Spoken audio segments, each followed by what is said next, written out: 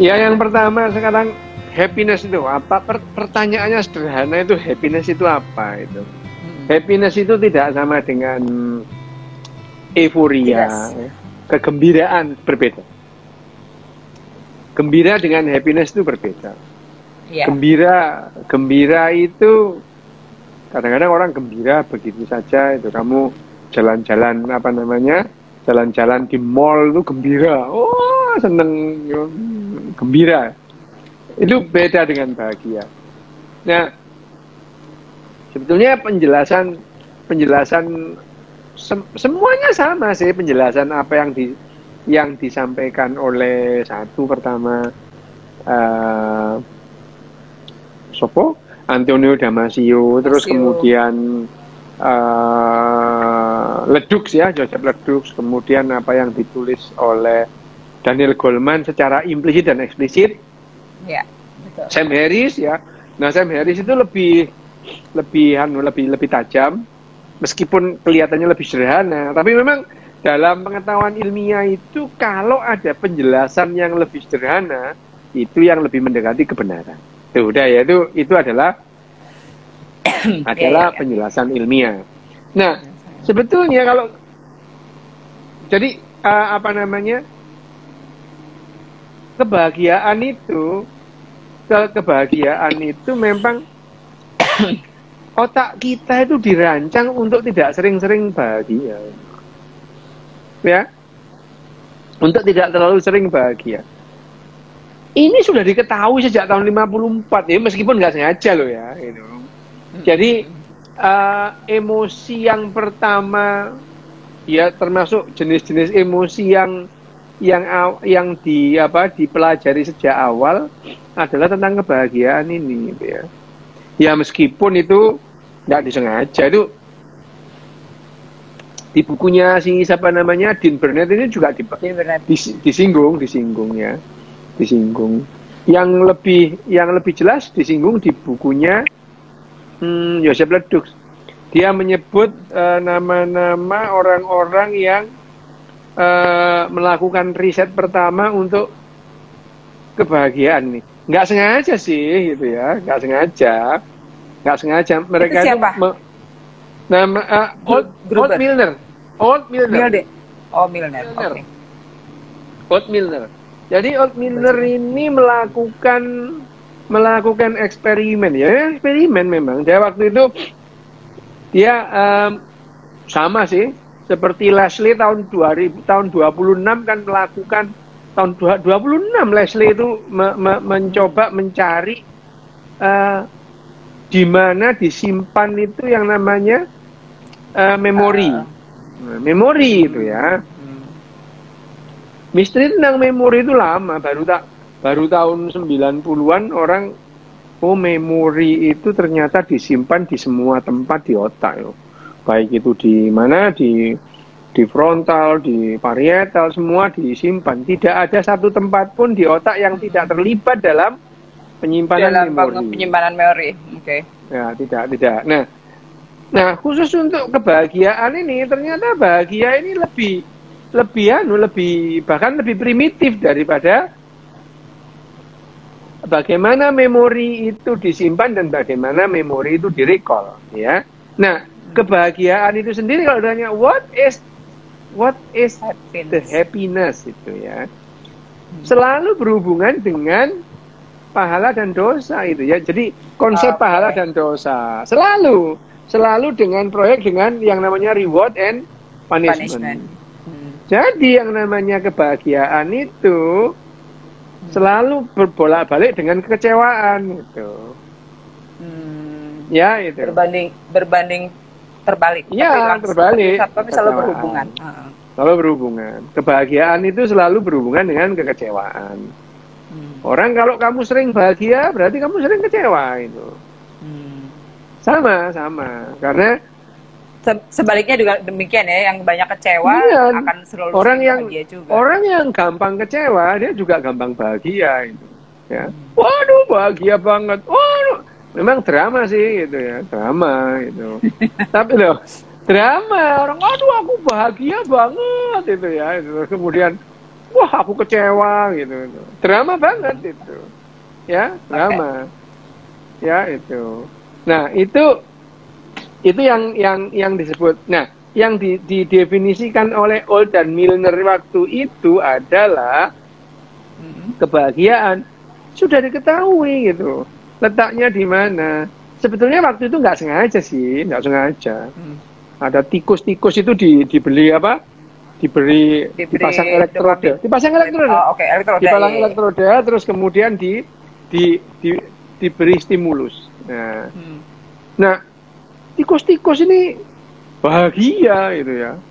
Bahagia menunjukkan kebahagiaan. Pada titik tertentu atau pada masa tertentu.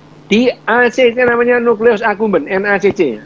Nukleus accumbens itu ada di amigdala. Di amigdala itu, ya. Di amigdala. Itu pada saat dialiri, terus kemudian dopaminnya banjir di situ. Dopaminnya banjir di NACC, nukleus accumbens itu. Nah, itu terus tikusnya itu bahagia luar biasa. Kayak kamu ketemu makanan yang satu itu loh. Gitu. Kalau kamu ketemu makanan yang satu. Kamu mau tak buka di sini rahasiamu? Jangan dong, Dok. Gitu kan. Saya itu loh, ada juga yang orang berkelebihan beragama itu juga aku nggak pernah lihat hasilnya bahagia. Aku kayak gitu. Buka jangan dong. Yang satu ini jangan.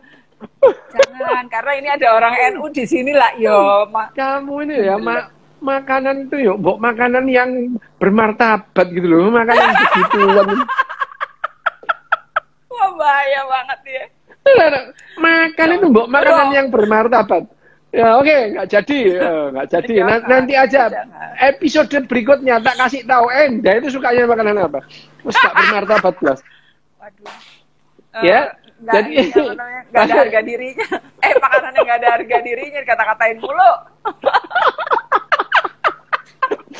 Makanan tidak bermartabat gitu. Oke, nggak ada harga diri. Oke, balik. Nah, itu yang dilakukan Old dan Milner itu menemukan dua kebahagiaan. Nah, pada saat itu juga sudah diketahui bahwa yang namanya kebahagiaan yang berlebihan bisa mengakibatkan kematian. Loh, bahaya toh? Separah itu ya? Iya, itu. Hanya pada bukunya si siapa? Jean Burnett ini itu tidak ada sampai segitunya. Cuman memang disebutkan bahwa yang namanya kebahagiaan yang berlebihan itu akan mengurangi keinginan untuk hidup itu. Jadi hasrat hidup itu akan berkurang kalau kamu bahagia. Saya bayangin aja. Udah the dark side, the dark side of the happiness itu memang membawa kamu mati lebih cepat. Tetapi bahagia. Why? Nah, why? Karena yang namanya life struggle itu akan berkurang kalau kamu bahagia. Itu yang aku baca juga, Dok. Jadi lebih banyak misalnya respon menjadi sangat berkurang, lalu kemudian tidak kenal takut gitu ya, sehingga your awareness button jadi lemah misalnya, lalu kemudian ketakutan itu secara kognitif tidak membuat kamu jadi cukup aware terhadap bahaya yang datang, gitu nggak, Dok? Iya, bayangin aja betapa bahagianya orang yang mau meledakkan bom. Oh my God, itu paling bahagia, real yang disebutin gitu. Ya, bahagia. Kenapa? Karena yang diotak-atik oleh yang namanya mentor-mentornya itu adalah pusat reward and punishment di otaknya. Justru daerah yang paling primitif tuh ya. Iya, paling primitif. Reward and punishment itu bukan masalah harapannya itu ada beneran atau tidak. Bukan. Tapi way dia kick the button. Iya, ya. Jadi orang bahagia kalau kemudian yang di otak-atik itu adalah button pada reward and punishment. Ya, wah itu bagaimana. Nah, itu yang membuat janjinya 72 bidadari, Dok. 72 bidadari. Janjiin kalau 72 bidadari, aku nggak mau jadi bidadari. Kalau katanya kalau perempuan yang mengharapkan 72 pangeran yang masuk surga. Kapok. Rasa gitu. Iya. Ya? Aku nggak mau 72 bidadari di setrap. Oke, nah itu. Memang kok ya. Nah, balik lagi ke yang namanya tadi itu. Jadi kebahagiaan selalu berhubungan dengan yang namanya pusat reward and punishment di otaknya. Ya, reward and punishment itu di otaknya. Selalu berhubungan. Jadi yang namanya kemarin yang minggu lalu kan kita bicarakan yang namanya bahagia itu berbeda dengan yang namanya inner peace. Beda. Ya beda itu. Beda inner peace. Kegembiraan luar biasa juga beda. Kegembiraan juga berbeda gitu ya. Kegembiraan juga berbeda. Jadi sebetulnya yang menjadi penawar rasa, misalkan penawar rasa sedih, rasa nyeri itu bukan bahagia tapi gembira itu loh. Oh, oke. Gembira itu, gembira. Bahkan kalau yang namanya bahagia itu shutting down. Jadi justru dia itu menurunkan kewaspadaan, kebahagiaan.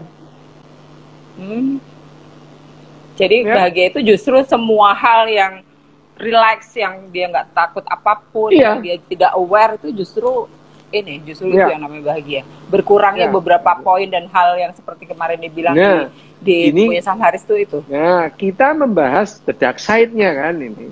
Bahwa sebetulnya kebahagiaan itu ya nggak penting-penting amat gitu. Ya. Tapi kan narasi yang kita terima adalah dua orang hidup berbahagia loh. Kita hidup berbahagia selama-lamanya loh ya itu ya. Carilah kebahagiaan gitu kan. Kebahagiaan dunia dan gitu. Gak jelas. Gue tahu udah tuh omongannya. Gitu ya. Lah Indra nular keluarga Sakinah itu apa?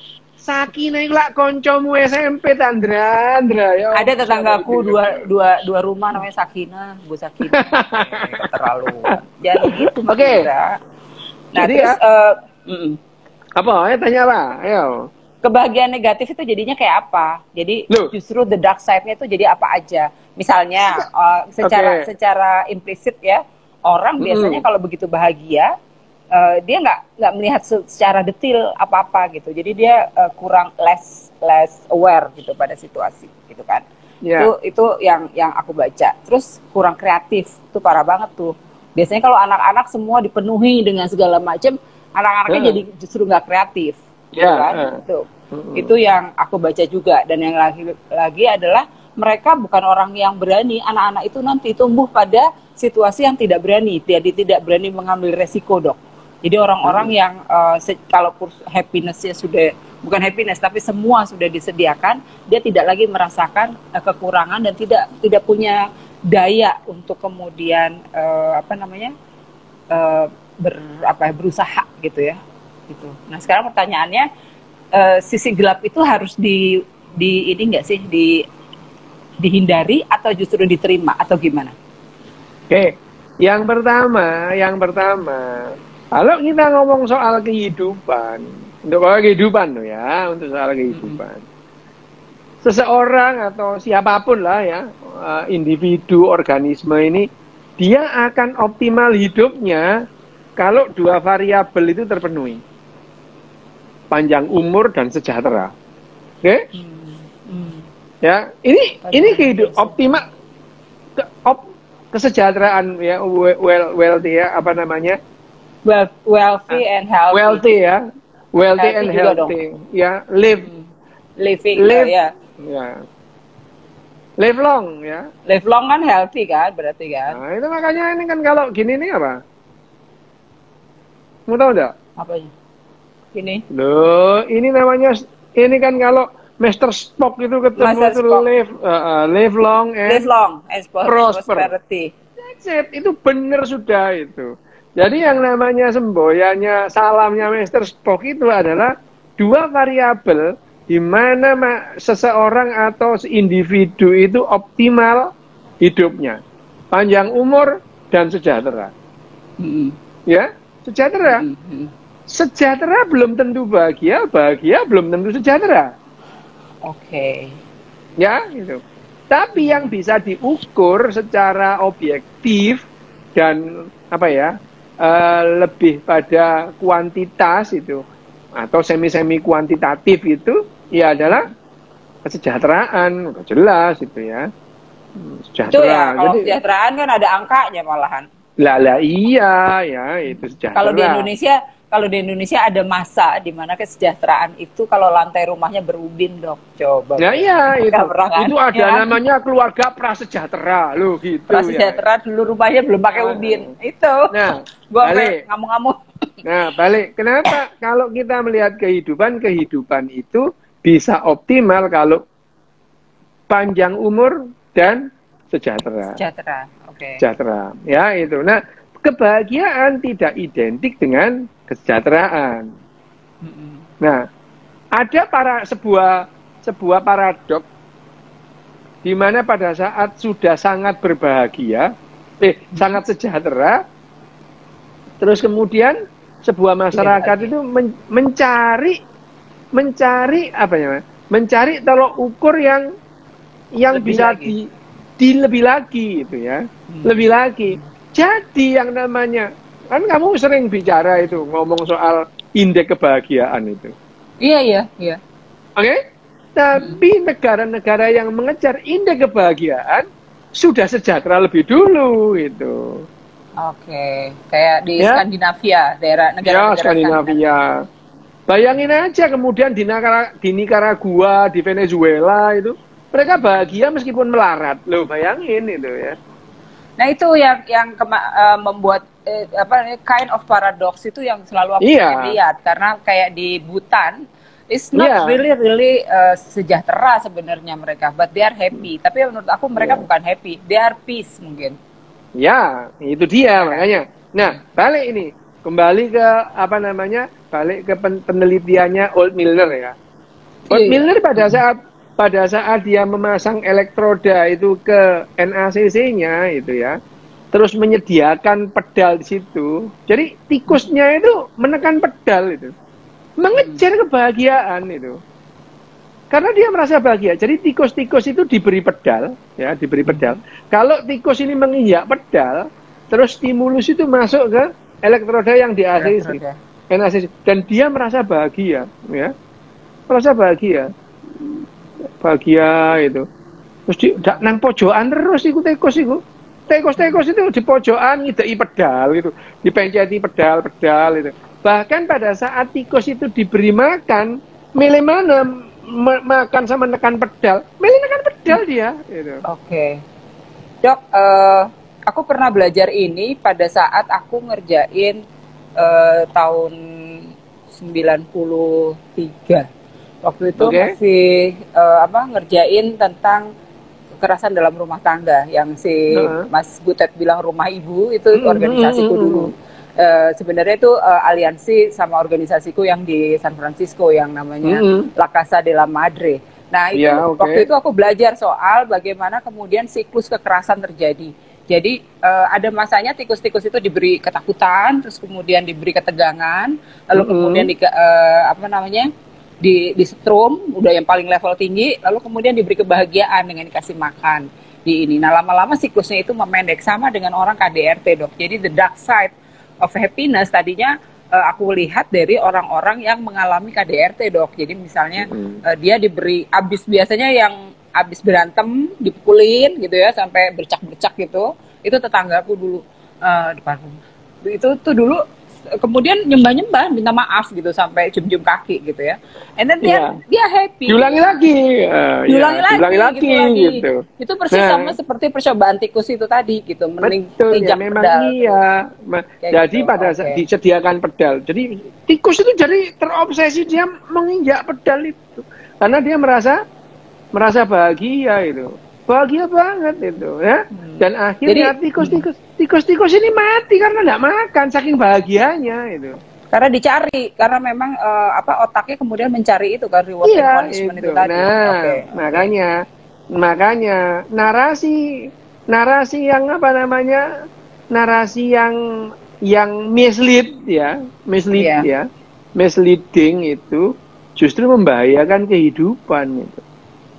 Bagaimana seorang yang sangat berbahagia meledakkan bom, mengajak ribuan orang lain mati, mengerikan banget itu. Bahagia deh ya gitu. Bahagia. Jadi gitu. Akhirnya gitu ya, the dark side of happiness ini, apakah harus kita hindari atau justru gimana? Kita terima atau kita mengantisipasi atau bukan. kita tetap kuncinya kamu cerdas secara emosi dan secara sosial. Kecerdasan emosi dan kecerdasan sosial tidak pernah membahas bagaimana caranya kamu bahagia, bener nggak? Iya, nggak pernah. Ya, Oke. Kecerdasan emosi dan kecerdasan sosial tidak ada yang pernah membahas bagaimana kamu caranya bahagia. Yang penting bahagia. No, bukan itu. Ya. Yang penting biasa-biasa aja.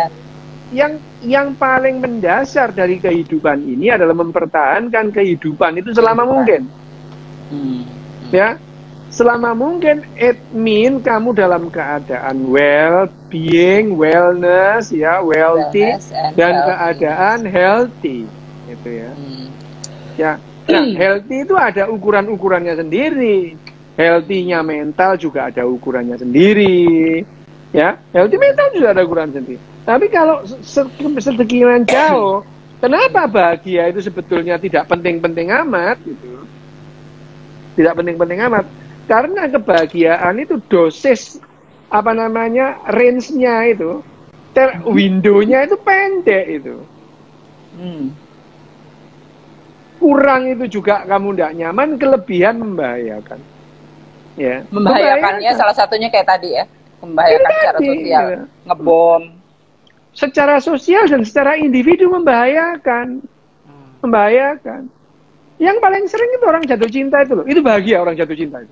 Orang jatuh cinta yang ketemu pasangannya itu, wah itu bahagia beneran itu, bahagia. Meskipun umurnya nggak panjang. Kamu kok kayak mak lampir jadinya, beneran? Aku mati lampu, Cok. Kamu jadi mak lampir.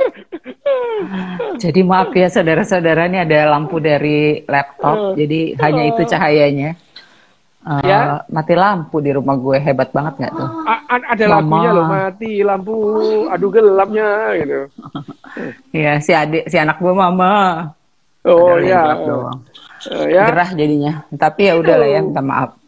Oke, ya nggak apa-apa, wes itu. Kamu bagus gitu, mistis kamu, mistis. Kan aku memang mistis orangnya. Tenang aja, jangan sedih deh. Ya. Balik lagi kita bahas yang namanya tadi itu, yang kebahagiaan, the dark side of the happiness. Tadi itu, the dark side-nya. Kita kan ngomong the dark side-nya. Coba deh diri di situ deh, mama disorot. Ogah, jahat banget anak gue. Oke, ya. Terus? Nah, ini ya yang namanya the dark side-nya. Itu kan kita membahas. Tadi sebetulnya orang itu kebahagiaan itu, kita mengagung-agungkan kebahagiaan, yang melakukan glorifikasi bahkan sakralisasi tentang kebahagiaan ini ya.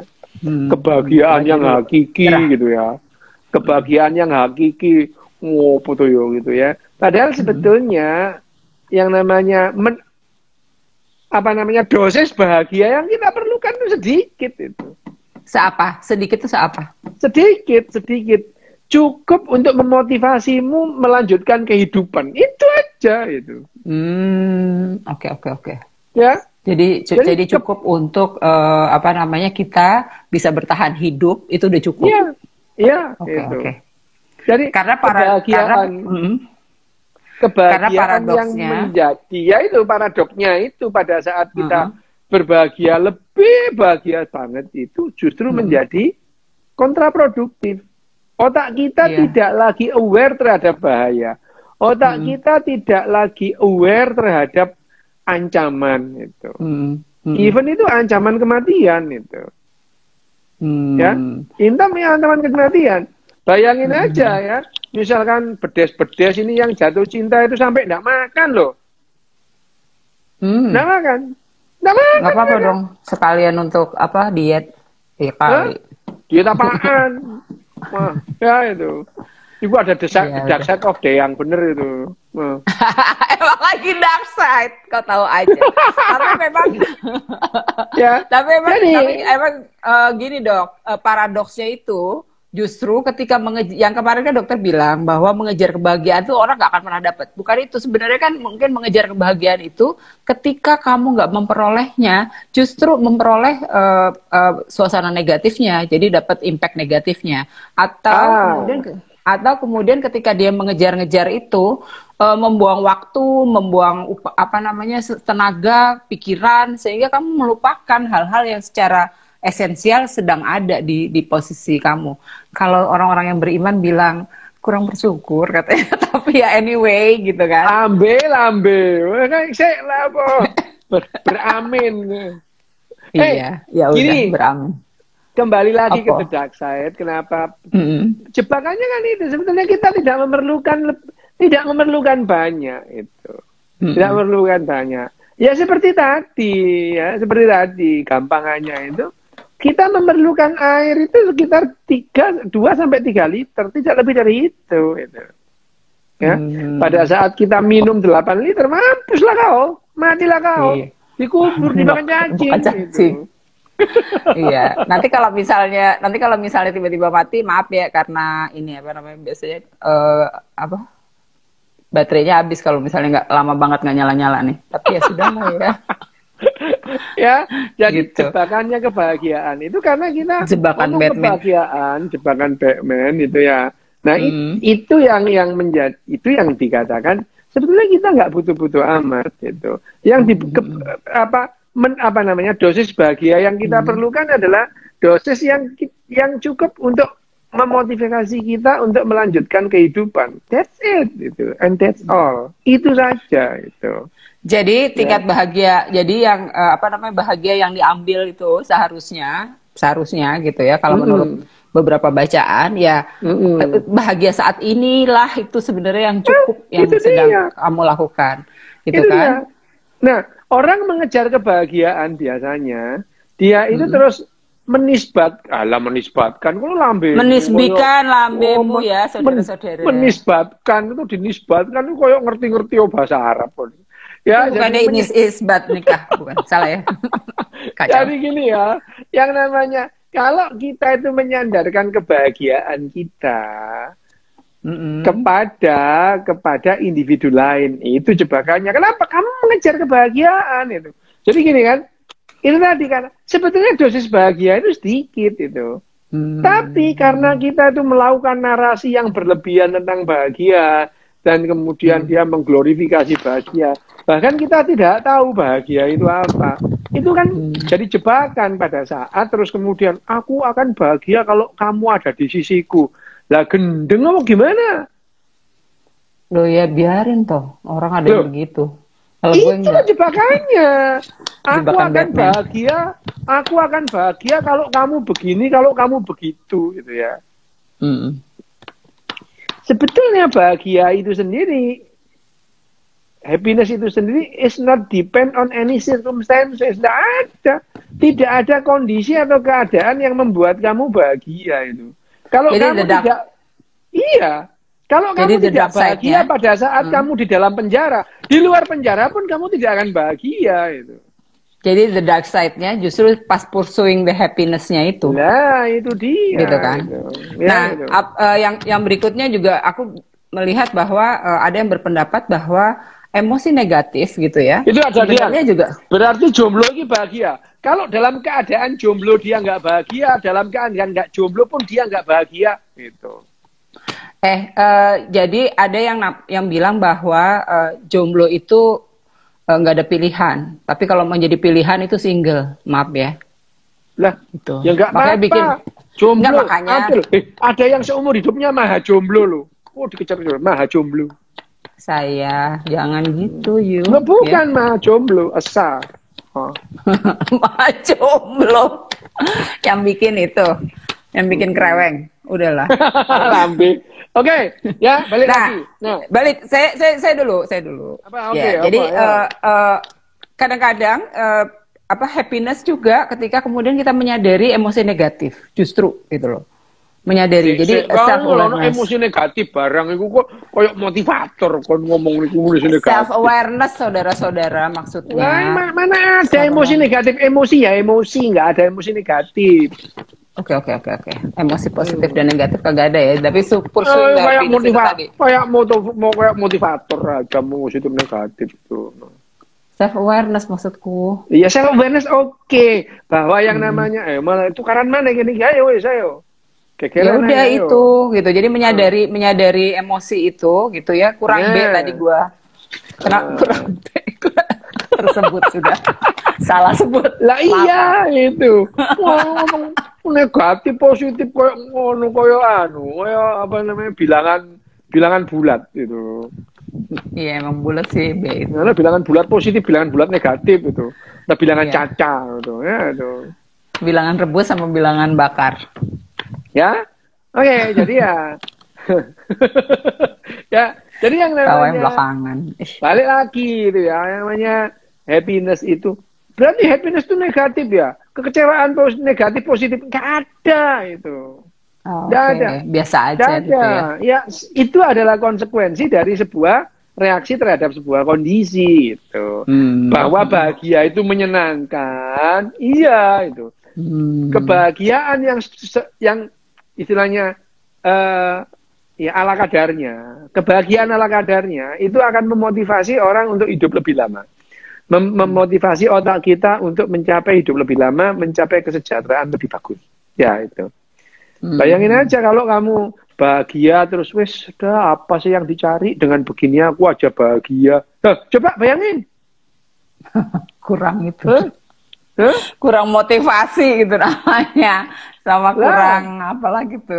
Lah iya itu. Ya kalau gitu itu. Ya.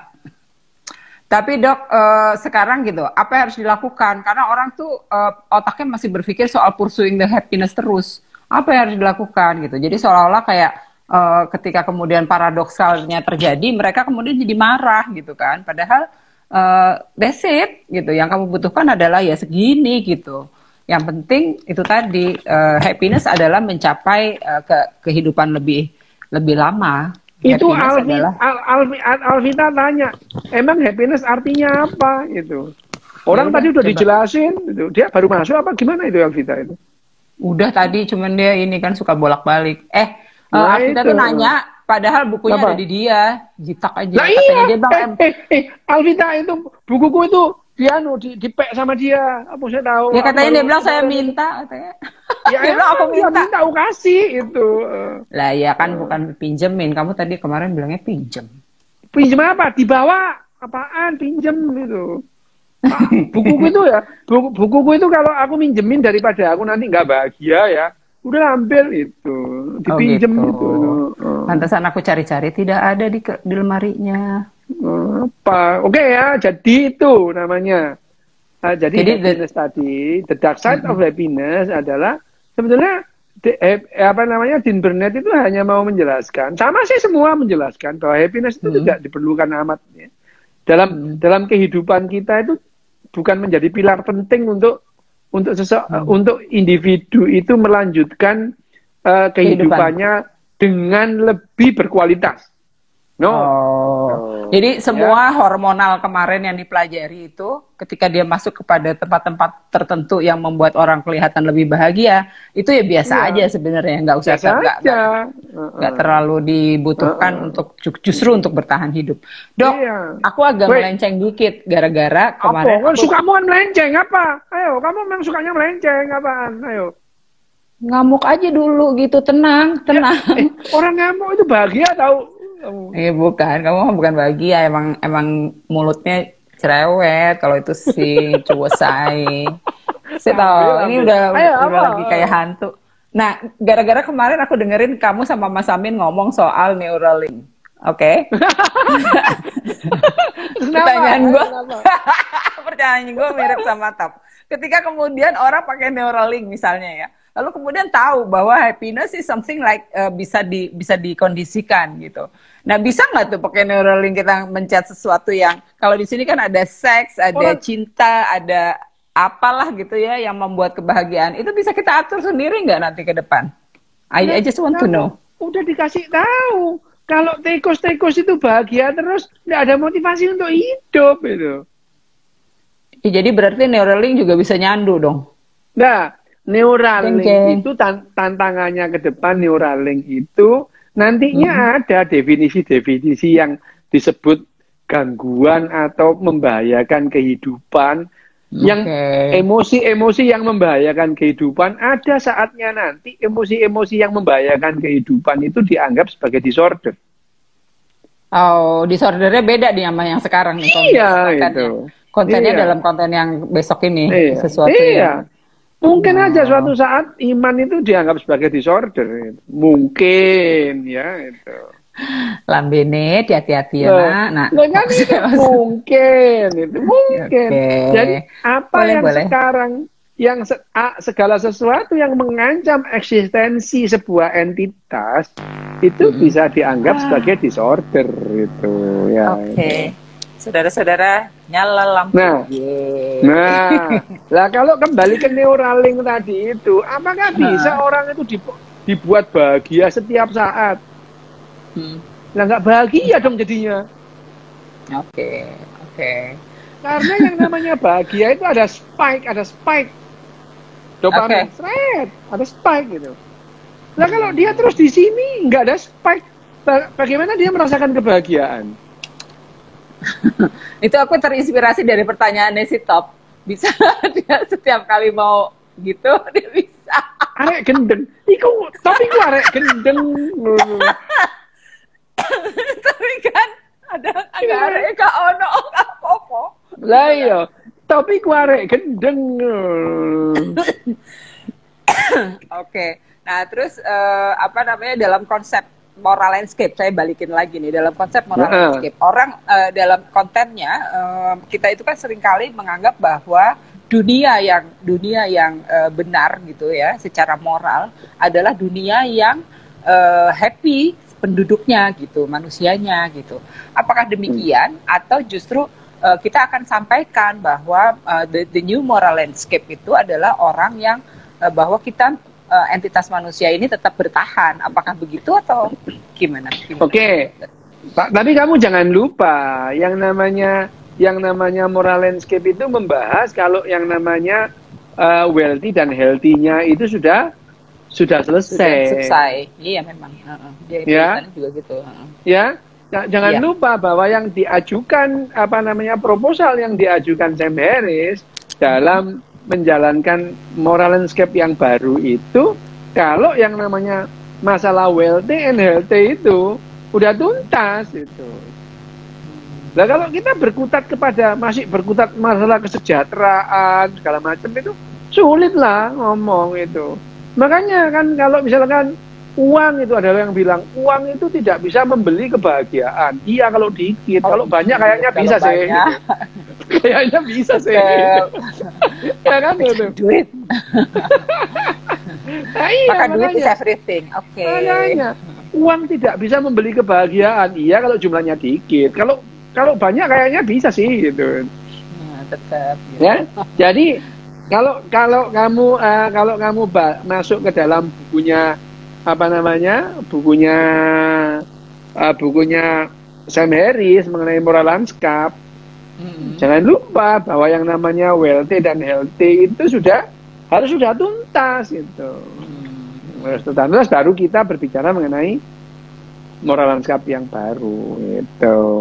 Oke, jadi sehingga gitu ya kalau kita bisa katakan bahwa ketika kita bicara soal happiness, don't forget about ini the dark side-nya gitu ya. Iya, kalau kebanyakan nggak akan bisa bahagia juga gitu kan. Karena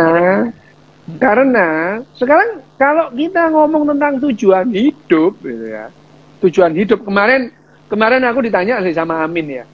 Pada saat Neuralink itu. Terus tujuan hidup itu apa? Tujuan hidup itu adalah untuk melanjutkan kehidupan ini sendiri gitu. Bertahan hidup itu sendiri. Jadi kamu hidup itu tujuannya adalah untuk mempertahankan kehidupan itu. Jadi kehidupan ini ada.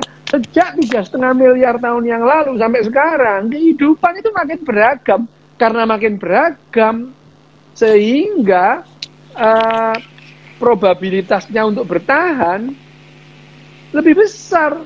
Yang namanya spesies itu saling, yang satu punah, muncul lagi spesies yang lain yang berevolusi kan itu. Justru kita mempertahankan itu. Ini makin memungkinkan kehidupan itu bertahan. Jadi kalau kita ngomong yang paling benar ini ya, paling benar dan faktual bahwa ada buktinya adalah apa tujuan hidup ini adalah melanjutkan kehidupan itu sendiri.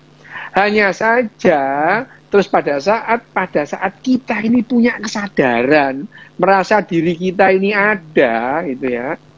Merasa diri kita ada, kita jadi mencari yang namanya the meaning of life itu apa itu. Meaning of life, arti kehidupan bagiku belum tentu sama dengan bagi orang lain.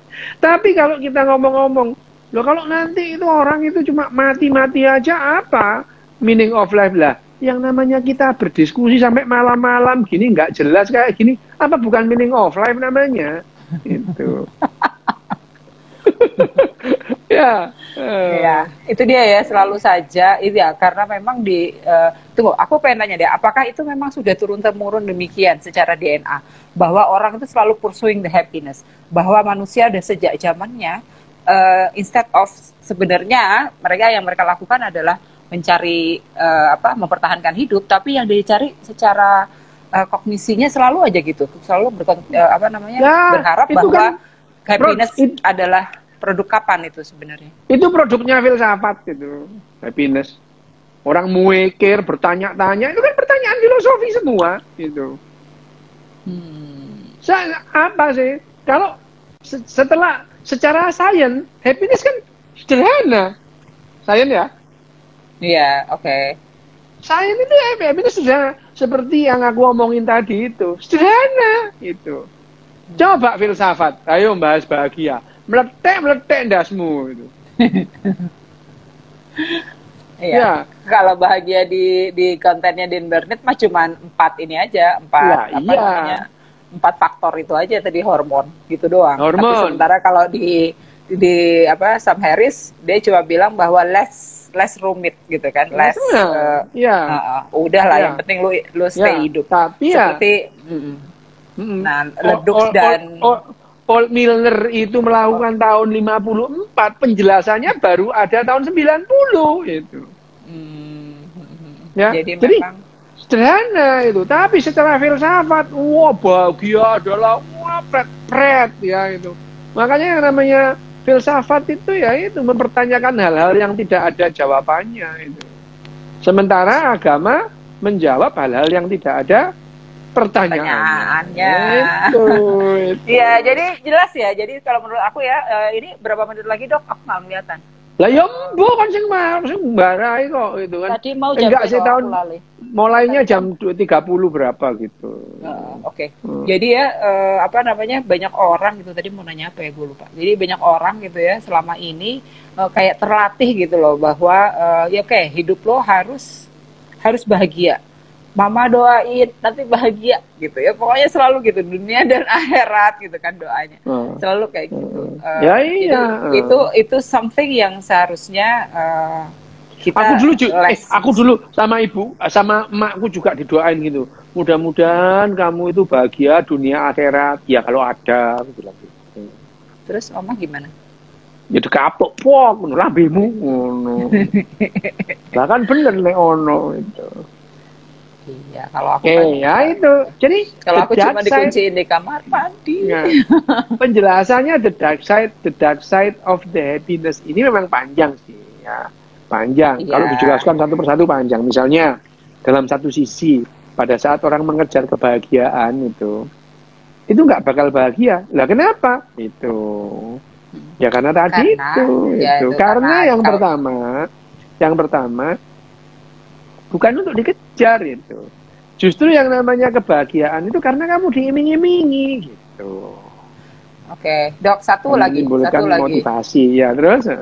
Satu lagi, di pertemuan kemarin ada yang nanya gitu kan di bukunya, di apa namanya, di DM ke aku, bahwa kalau happiness itu adalah mirroring gitu ya, bertemu orang lain, berarti kan bucin dong, dia bilang gitu kan. Tahu bucin? Bucin, iya, bucin. Jadi gitu dong, padahal emangnya begitu katanya. Padahal kan kalau misalnya ya kan interaksi sosial kan sesuatu yang kita pelajari juga. Bucin itu kalau les drama nggak apa-apa. Les drama. Oke. Nah, itu. Bukan drama les lo ya. Les drama. Oke, itu memotivasi itu. Oke. Les drama. Masih Oke. Drama-drama dikit lah itu. Ya, drama sampai nangis-nangis, bantingi botol gendeng apa kok niki ngono. Rugi. Botol jadi dibanting diombe. Nah, ya rugi kalau saya. Tapi yang sudah buka itu diperingatkan kembali. It's part of the happiness joy yang lebih gembira. Yang baru buka. Itu. Saya udah 2 kali. Jadi yang namanya gembira sehat ya, gembiraan sehat.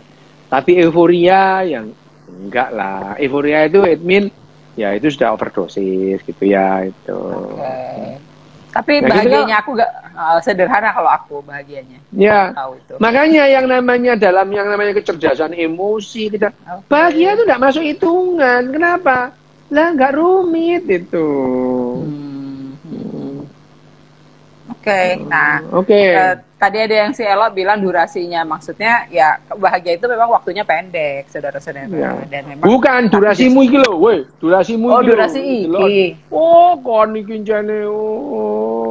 Lah kan enggak tahu di sini kan masih aku masih 5 menit gitu kan. 9 ya udah enggak apa-apa. Oke ya. Masih panjang lumayan. Nah, maksud aku tuh apa namanya? Bahagia memang pendek waktunya kan dok gitu kan. Memang harus pendek. Itulah gitu. Memang harus panjang pendek. Ya kayak tadi kan penjelasannya gitu. Jadi kayak morfin gitu kita butuh cuma sedikit tuh. Kalau kita butuh dikit butuhnya itu. Morfin itu kita pada saat kita butuhnya dikit itu. Pada saat butuh ya itu. Nggak banyak itu. Kalau sego itu biasanya akeh, makanmu sego.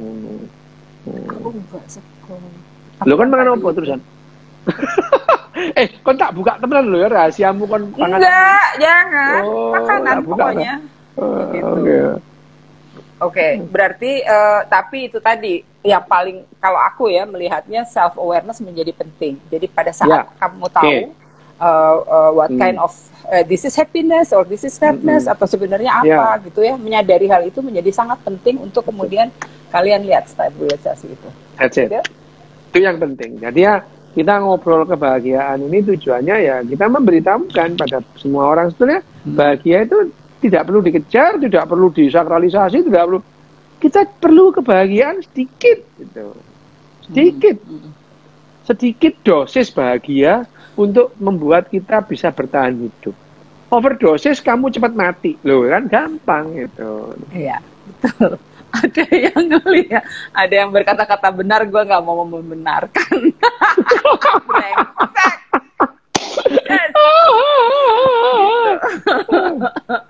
Oke, nah efeknya yang tadi saya bilang sebaiknya juga harus kita aware lagi adalah biasanya orang yang terlalu happy kadang-kadang lupa pada detail gitu ya, pada situasi detail di sekitarmu itu efek-efek yang ini. Lalu kemudian ketika bekerja nggak kreatif, kalau kamu punya kekurangan sesuatu itu kekurangan kreativitas karena bahagia nggak kreatifnya nggak ada.